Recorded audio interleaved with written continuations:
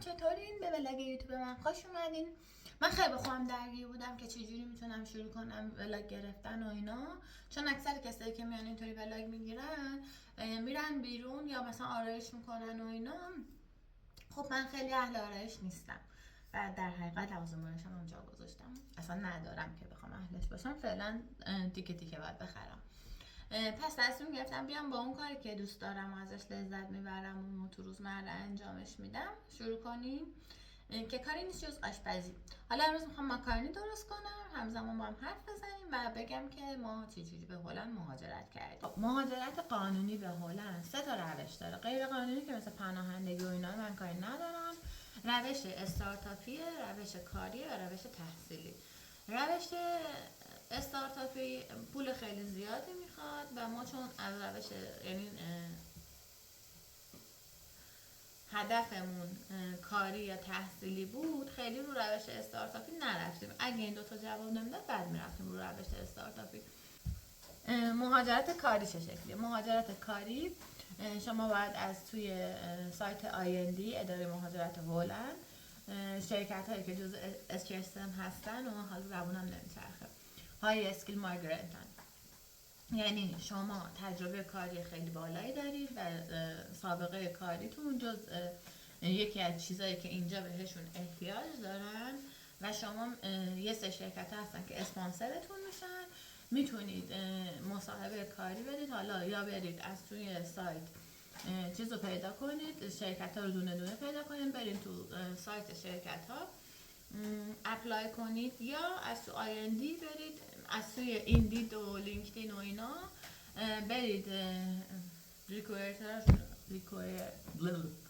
اصلا زبونم به انگلیسی نمیچرخه، اونایی که مسئول استخدامن. هول شدم حقیقتا، نمیتونم انگلیسی حرف بزنم. برید مسئول استخدام شرکت هاشون رو پیدا کنید، بهشون پیام بدید، رزومتون رو بفرستین، چون یه رنج حقوقی به بالا داره و هر کسی واسه این رنج حقوقی استخدام نمی کنن. رنج حقوقی بالا حساب میشه. برای همین این روش یکم سخته، زمان بره و نیاز به تجربه خیلی خیلی خیلی زیادی داره و رشته تحصیلی که خیلی بهش احتیاج داشته باشن اینجا. حالا روش سوم چیه؟ روش سوم که تحصیلیه. ویزای تحصیلی حالا بجز کارشناسی یا ارشد مجدده یا دکترا یا یه سری ویزاها مثل ریسرچ و این چیزا. شما تو ویزای ارشد یا کارشناسی همراهتون اجازه کار نداره و باید با پول خیلی خوبی بیاین اینجا و استطاعت مالی، انگلیسیش باز یادم رفت، اونو نشون بدید که وقتی میاین اینجا یعنی شما به اندازه اون هزینه شهریتون و هزینه زندگی که میخواین اینجا زندگی کنید و باید به حساب دانشگاه واریز کنید. حالا یا دانشگاه ماه به ماه براتون واریزش کنه یا مثلا برمیگردید بهتون میده، دیگه خودتون میدونید چیکار کنید. ولی اجازه کار سفید تو حالتی که شما با کارشناسی یا ارشد بیاین، نه خودتون دارید نه همراهتون داره. میرسیم به یه سری ویزاهای، اگه ولی دکترا بیاین یا مثل ما ریسرچ بیاین، هم همراهتون اجازه کار فول تایم داره، هم خودتون ریسرچ همراه اجازه کار فول تایم داره و پارت اون نفر اصلی اجازه کار تمام وقت داره. ولی توی دکترا شما خودتون حقوق میگیرید، یعنی دکترا اینجا براشون یه کار محسوب میشه و شما حقوق میدن. و اگه با دکترا بیان یه قانون دارن، قانون 30% که 30% از مالیات براتون کم میشه و یه سری قانونای دیگه داره که چون ما با دکترا نیومدیم باز اینو خیلی راجعش اطلاعی به دست نیاوردم، ولی اگه خواستید میتونید به خودتون اطلاعاتش رو کسب کنید. و ویزای ما چه شکلیه؟ ما ویزای ریسرچ اومدیم. ویزای ریسرچ چطوریه؟ شما یه کار دانشجویی، اسمن کار دانشجویی بهتون میدن و شما میتونید که مثلا تو مدت 6 ماه اون کار رو انجام بدین، خودتون رو ثابت کنید. پروژه رو اگه خوب انجام بدین، ممکنه اگه بهش احتیاج پیدا کنه، اگه ببینم پروژه به مرحله خوبی رسیده، باهاتون قرارداد ببنده یکی از اون شرکت هایی که میخواد رو اون پروژه کار کنه و شما با همون پروژه ادامه بدید و باشید. اگه نه بعد از این مدتی که ویزای ریسرچتون یا تحصیلتون مال 6 ماه هست تموم شد، شما ویزاتون رو تبدیل میکنید به ویزای زوکیار یا جاب سیکر یا مثلا اسم دیگهش میشه ویزای جستجوی کار و تو مدت 1 سال اجازه دارین که کار پیدا کنید. حالا چرا این ویزا از ویزای مثلا جستجوی کار از ویزای HSM راحت تره؟ شما وقتی که میان اینجا و زوکیار میگیرین یه تخفیفی به شرکت ها میدن که میتونن اون مینیموم حقوقی که بالاتره واسه ویزاهای HSM اون یک مقدار کمش کنن و خب شرکت ها ترجیح میدن با مثلا یه مقدار کمتری با نیروها قرارداد ببندن تا بخوان مستقیم HSM ببندن. برای همین این روش از روش مستقیم کاری یکم راحته و گزینه دیگه که راحت تره شما اینجایید، اجازه کار دارید، شرکت ها میتونن باهاتون مصاحبه کنن، برید اینجا ببیننتون، بشناسنتون و خب کلا خیلی راحت تره. ولی ویزای کاری امکان پذیر هست. ما یه بار تا دقیقه 90 رفتیم که بگیریمش، فقط متاسفانه دقیقه 90 از اتحادیه اروپا یه نفر پیدا شد که این یعنی سابقه کاری و همه اینا به این پوزیشن کاری میخورد و دقیقه 90 به ما گفتن که ما نمیتونیم با شما ادامه بدیم، چون قانون این شکلیه که اگه از اتحادیه اروپا یه نفر باشه که بتونه همون کار شما رو انجام بده، شما رو از خارج از اتحادیه اروپا خیلی سخت‌تر قبول میکنه. ولی اینکه اگه شما میخواین تحصیلی هم مهاجرت کنید با دکترا، اگه سنتون میخوره کارشناسی ارشد دارید و نمیخواین هزینه کنید، میتونید برید تو سایت دانشگاه ها پوزیشن های دکترا رو پیدا کنید و ولی معمولا پوزیشن های دانشگاه ها آیلتس 6.5 یا 7 به بالا میخوان نسبت به رزومه کاری شما. حال تو دکترا چون رزومه کاری براشون مهمتره، یعنی مثلا شما چه دانشگاهی باشین و همه اینا براشون مهمه، اگه یکم آیلتستون بالا پایین باشه خیلی بهتون ایراد نمیگیرن. ولی خب این روشی که دکترا بیاید و پول توش باشه، مخصوصا این که اگه پشتوانه مالی خوبی توی ایران ندارید که وقتی بخواید بیاین اینجا همراهتون خودتون اجازه کار داشته باشن، خیلی بهتره. ما چرا دکترا رو انتخاب نکردیم؟ دکترا واقعیت هدف یعنی مرحله بعدی بود. ما اول برای کاری اقدام کردیم که 2 بار 3 بار که اینجوری شد دیدیم توی خود اتحادیه اروپا باشه راحت تریم، رفتیم سراغ ریسرچ. یعنی ما تا پارسال قرار بودیم آلمان هستن، همه کارامونو کرده بودیم، همه چی آماده بود که متاسفانه یه آقایی که اتباع آلمانی ایرانی بود و دولت ایران اعدام کرد و متاسفانه سفارت آلمان قهر کرد و خیلی طولش داد.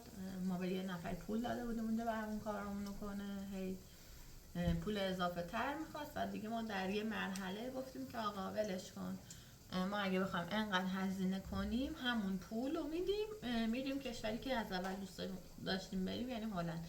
یعنی ما هدفمون بود که برای مرحله اول بریم آلمان، بعد که رفتیم آلمان بتونیم بریم هلند. دیگه گفتم اگه بخوایم انقدر هزینه کنیم خب مستقیم میریم هلند و اومدیم اینجا. ولی اگه واقعا از اون دسته آدم هستیم که میخوایم مهاجرت کنین، تجربه منو استفاده کنید. حتما زبان مقصدتون، یعنی کشور مقصد رو انتخاب کنید. مثل ما 1000 شاخه نپرید. ما 7 سال قرار بود جاهای مختلف دنیا مهاجرت کنیم. از اول که این شروع شد که یه شرکتی از استونی به ما پیام داد که مثلا بیاین مهاجرت کنین و اینا.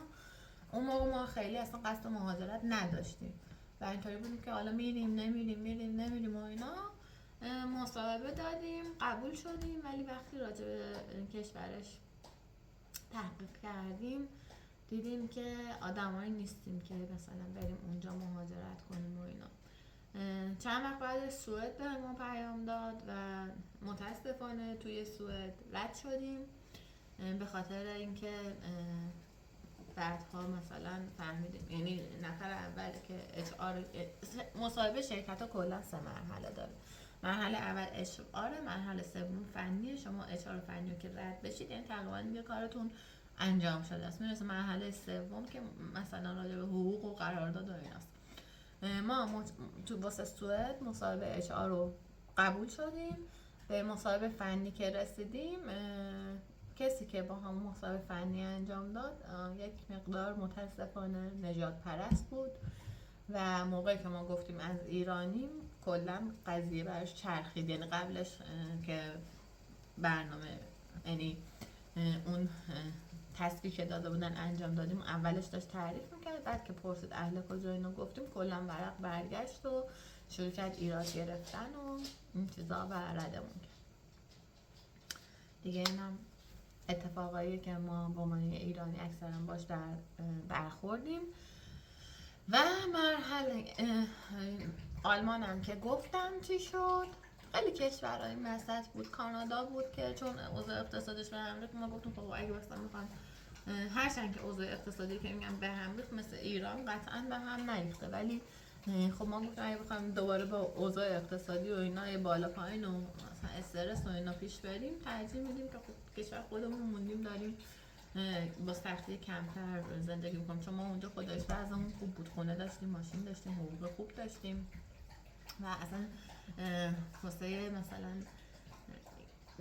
برعکس اینجا که میرم خرید یا میریم خرید قیمت ها رو نگاه میکنم، من اونجا فقط چیزی که دلم میخواست میخریدم، اصلا قیمت ها رو نگاه نمیکردم. یکی از سختیه که وقتی اومدم اینجا یکم حالمو کشید پایین اینجوری بود. یعنی شما مثلا احساس میکنی از یه رفاهی که داشتی اومدی توی یه جایی که احساس فقیر بودن به دست میده با همه سختی جانبی که داره. این احساس برات خیلی دردناکه. ولی من اگه باشم گفتم زبان کشور مقصد رو یاد میگیرم و مقصدم تعیین میکنم. زبان کشور مقصدم قطعا یاد میگیرم، میرم توی نیازمندی های شغلی کشور مقصد و نگاه، اگه میخوایم به عنوان همراه مثل من بیایم، میرم توی نیازمندی های کشور مقصد و نگاه میکنم که چه چیزی نیاز دارن. توی مدتی که تا آمادشیم بیایم میرم اون نیازمندی ها رو یکیشو یاد میگیرم. چون من نگاه کرده بودم حتی و مسئول تولید محتوا اینجا خیلی احتیاج دارن، ولی خب متاسفانه اکثرا کسی رو میخوان که چیز باشه، اکثرا کسی رو میخوان که زبان هلندی بلد باشه و من نتونستم با رشته تخصصی خودم اینجا کار پیدا کنم. مجبور شدم برم کار جنرال انجام بدم چون من دلم میخواست پتم و اما رو همراه خودم بیارم. موقعی که رسیدیم اینجا خونه که گرفتیم از خونه حالت عادی گرونتر بود، ولی مجبور بودیم چون وقتی میرسی اینجا فیش حقوقی نداری دیگه. با اینکه مثلا شما بگی آقا من 5 میلیارد دارم از ایران با خودم میارم، اینو کاری نداشتن، اصلا گفتن که ما فیش حقوقی میشناسیم. براشون فیش حقوقی یه چیز مطمئن تر از اون سیو شما، اون پسنداز شما توی حالا اون موقع فارسی ها، انگلیسی ها یادم نمیاد، الان فارسی ها یادم نمیاد. براشون مهمتر، فیش حقوقی مهمتر از پسندازی که شما داشته باشی و اصلا کاری ندارن که شما چقدر پسنداز داری، میگن اگه فیش حقوقی داری بیا. ما حتی مثلا برای خیلی جاها درخواست بر خونه که میذاشتیم درخواست میذاشتیم که 6 ماه اجاره رو اجرا میدیم یا همه این. حالا یه مقدار از اجاره که اینجا داریم پرداخت میکنیم پایین تر بود که میتونستیم این کار رو انجام بدیم. درخواست اینجوری میذاشتیم گفتن پیش حقوقی بده و یه سر چیزای اینجوری میخواستن که خب نتونستیم موقعی که ایران بودیم خونه پیدا کنیم. ولی کلا اگه میخواین مهاجرت کنید اول تا جایی که میتونین میدونم پول اونجا وقتی میاد اینجا بیارزش میشه، همه اینا میشه، ولی شما برای این که اون موقعی که میاین اینجا اگه دانشجویی بیاین و تنها بیاین که مثلا هم میتونید خوابگاه بگیرید هم میتونید خونه های اشتراکی بگیرید. ولی خب ما میخواستیم با هم بیایم، امارا هم با خودمون بیاریم و تصمیم گرفتیم که روی پس اندازمون ریسک کنیم. ریسک زیادیه، ممکنه شما تمام پس‌اندازی که تو چند سال زندگی داشتید از بین ببرید، ولی دیگه ما این ریسک رو انجام داریم. ولی اگه میخواید اینجوری بیاین با پشتوانه مالی خوبی بیاین